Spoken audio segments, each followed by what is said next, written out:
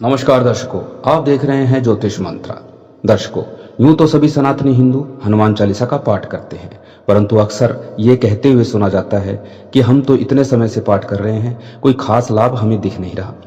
क्योंकि दर्शकों, सही विधि विधान ना करने के कारण पूर्ण लाभ नहीं मिल पाता, जिसके कारण कई बार तो भगवान की शक्ति पर से भरोसा उठने लगता है।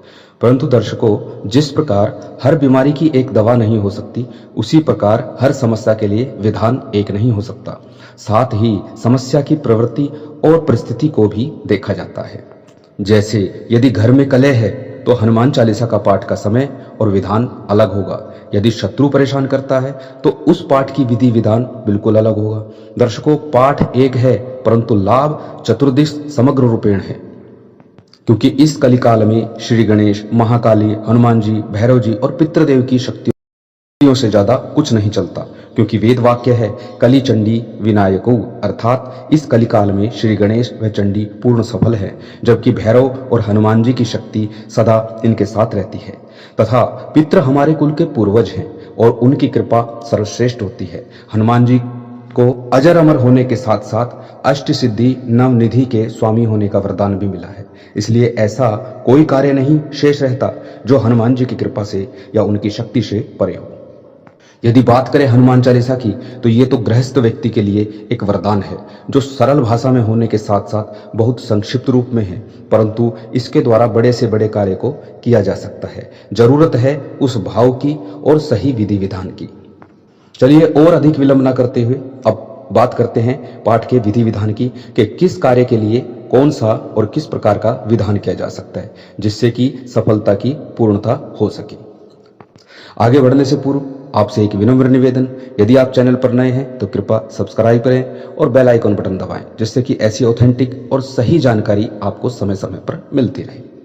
दर्शकों, यदि घर में बहुत अधिक कलेश रहता है, परिवार के सदस्यों में प्रेम भाव नहीं है, तब इस प्रयोग को करें। थोड़ी सी मिश्री एक कटोरी में लें और 11 हरी इलायची के दाने और उस मिश्री को इलायची के दानों के साथ मिला दें। एक पानी के लोटे में कुछ मिश्री के दाने डालकर अपने पास रखें।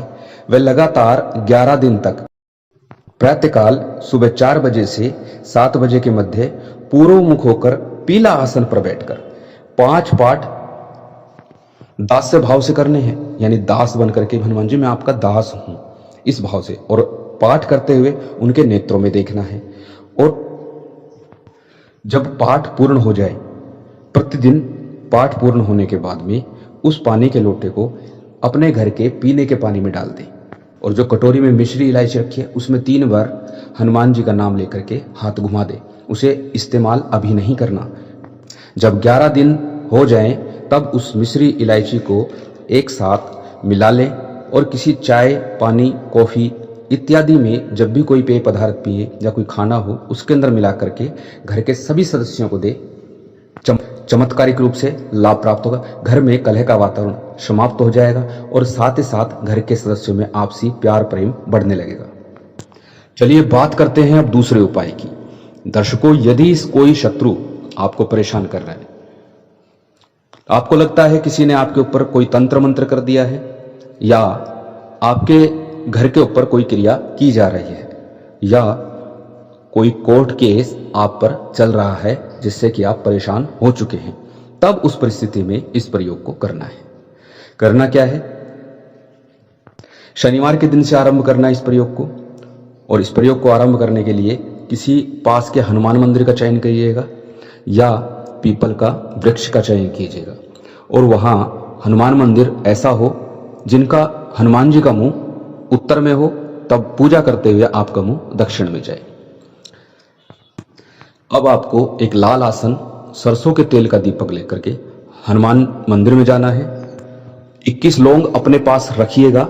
जितने दिन ये पाठ चलेगा, ये अनुष्ठान 21 दिन का रहेगा और 21 ही लौंग आपको अपने पास रखनी है। साथ ही साथ प्रतिदिन 11 उड़द के दाने उस दीपक में डालने हैं और उसके बाद वीरासन में बैठ करके या सामान्य जो भी आसन में बैठ सकते हैं, संभव हो तो वीरासन में बैठना। वीरासन में बैठ करके हनुमान चालीसा के 21 पाठ आपको प्रतिदिन 21 दिन तक करने हैं। 21 दिन पूर्ण होने के बाद में उन लौंग को अपने पूरे घर में से घुमा करके और किसी खड्डे में दबा देना, या तो किसी सुनसान जगह पर या किसी पीपल वृक्ष के नीचे। फिर देखिएगा आपके घर पे जो भी क्रिया चल रही थी वो वापस हो जाएगी, और कोर्ट केस यदि आपका चल रहा था तो उसमें तारीखों से आप परेशान थे तो उसमें कार्रवाई जल्दी से जल्दी आपके फेवर में आनी शुरू हो जाएगी। चलिए बात करते हैं अब तीसरे प्रयोग की। तीसरा प्रयोग है आर्थिक स्थिति के लिए। यदि आर्थिक स्थिति लगातार गिरती जा रही है या कर्ज पर कर्ज लेने की नौबत आ गई है, बार बार कर्ज लेना पड़ रहा है लेकिन उस कर्ज को चुकाने का रास्ता नहीं मिल रहा है, तो ऐसी परिस्थिति में इस प्रयोग को करना है। इस प्रयोग के लिए संध्या का समय रहेगा, प्रातः समय भी कर सकते हैं लेकिन बेस्ट रहेगा आप संध्या काल में करें। उत्तर मुख होकर करना है। तिल तेल या गाय के घी का दीपक आपको प्रज्वलित करना होगा। गुड़ और चने का भोग हनुमान जी महाराज को लगाना है, और इस पाठ को प्रतिदिन 21 दिन तक ही लगातार करना है, और 11 पाठ प्रतिदिन करने हैं। जब 21 दिन पूरे हो जाएं, उसके बाद 21वें दिन अपनी हाइट के बराबर 21 दिन पूरे हो जाएं, अपनी हाइट से 9 गुना यानी 9 बार अपनी हाइट के बराबर धागा नाप करके, पतला धागा लेना कोई, 9 बार नाप लेना और उसके अंदर 9 गांठ लगा लेना टोटल, या अगर लगा सकते हो तो 108 गांठ लगाना। हनुमान जी के चरणों का तिलक लगा करके, सिंदूर लगा करके उस धागे के ऊपर अपने ऑफिस के या जहां भी कार्य क्षेत्र है उसके मुख्य द्वार पर आप उसे बांध देना, या फिर अपने गले में या हाथ में ही बांध लेना। अब अगले प्रयोग की बात करते हैं। इसके लिए यदि आपके घर में बीमारियां लगातार बन रही हैं, किसी ना किसी व्यक्ति को बीमारी लगी रहती है, कोई ना कोई व्यक्ति घर का बीमार होता ही रहता है, एक ठीक हुआ और दूसरा बीमार हुआ, दूसरा ठीक हुआ तो फिर तीसरा बीमार हो गया, इस तरह से लगातार बीमारियां चलती रहती है घर में। तो ऐसे में आपको किसी पीपल वृक्ष के नीचे इस पाठ को करना है। तिल तेल या सरसों के तेल का दीपक आपने यूज करना है, और उस दीपक के अंदर थोड़े से काले तिल आपने डालकर इस्तेमाल करना है। पश्चिम की तरफ आपने मुंह करना है पाठ करते समय, और 21 दिन तक 7 पाठ, 21 दिन पाठ 7 करने हैं प्रतिदिन।